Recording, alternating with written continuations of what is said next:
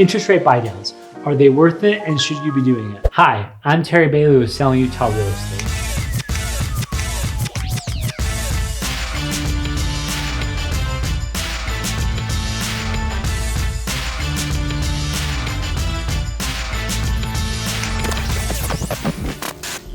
Now we know that interest rates have gone up dramatically over the last 6 months. And to adapt, we're starting to see mortgage companies do different structures, so the monthly payment is more affordable, especially on the front end. Some of these are interest rate buydowns that can be paid for by the buyer or by the seller. And one of the popular ones that's talked about is the 2-1 buydown. Essentially what the 2-1 buydown is if you lock in your rate, call it at 7%, your first year you're gonna be paying 2% lower than that. So 5%. And then your next year, you're gonna be paying 1% lower than that, which is 6%.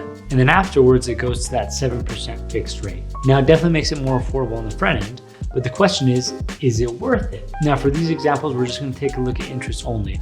Obviously, there are different structures with principal and interest and different amortization schedules, but I'm just gonna look at interest-only payments. Take this $500,000 house, and let's say that the 2-1 buydown cost you $15,000 to get. Now, in this example, the seller's gonna pay that for you, but the seller would also be willing to drop down their price $15,000 to do the same thing. So for the seller, it's the same. Now, on a $500,000 loan at 7% interest, you're gonna be paying about $35,000 a year. And with a 2-1 buydown at 5% interest, you're gonna be paying about $25,000 the first year. So that's a savings of $10,000 in the first year. And then the next year, when the interest rate's at 6%, it's a savings of $5,000. So if you were to let it run its course of the full 2 years, you'd be pretty much a break even. You got a $15,000 savings, but you had to have the seller pay $15,000 or you pay $15,000 to buy down that rate. So this is where you have to take a bet and decide where you think the market's gonna be. Now, no one knows for sure, which is why I say you need to decide what makes sense for you. If you think we're gonna see interest rates drop into the 5